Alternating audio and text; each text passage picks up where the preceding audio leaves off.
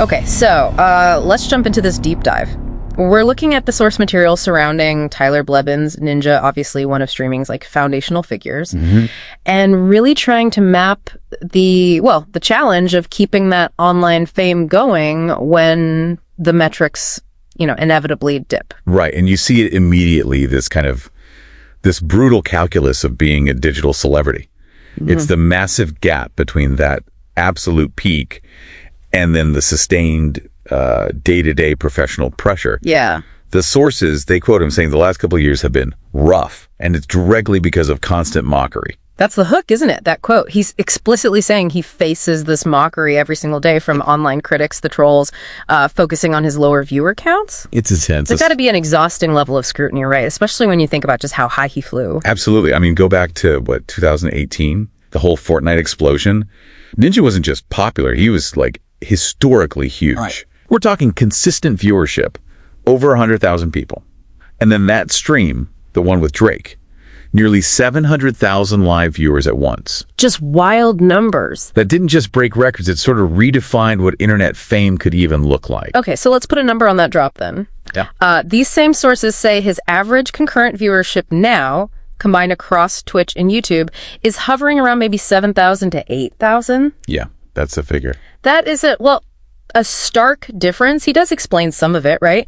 He attributes part of that massive fall off to just the natural life cycle of a game's popularity. Fortnite isn't what it was in 2018. Which makes sense professionally, but that contrast, that's where you get the brutal side of a career tied so closely to engagement metrics. The professional shift is one thing, but the digital backlash, that's another beast. He talks about this relentless stream of harassment. His moderators are apparently working nonstop, just banning and blocking abusive comments to keep the chat even usable. So thinking about that 700,000 peak, how do the sources frame the psychological side?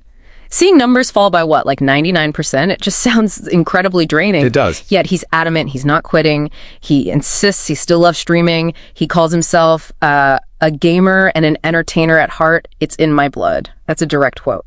And that commitment, I think, gives us really crucial context here. Because if you connect this to the bigger picture. Yeah. Okay, the viewer numbers dropped, yes. But his platform overall, still absolutely massive. You mean the follower counts? Exactly. Over 19 million followers on Twitch, 23 million subscribers on YouTube.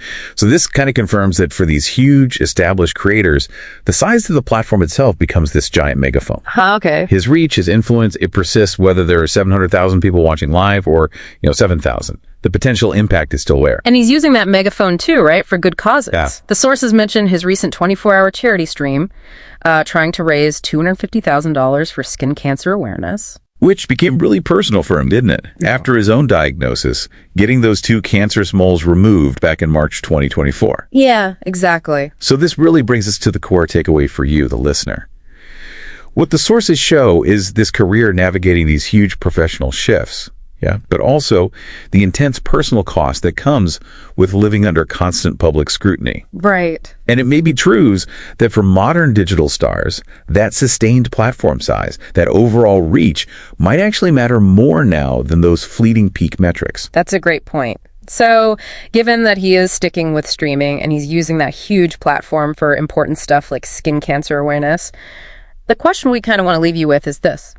How does a massive online community, how do we learn to separate, an entertainer's daily view count from their actual sustained impact and, frankly, their human value? That's the question. Something to think about, maybe, as you navigate fame and community in your own online spaces.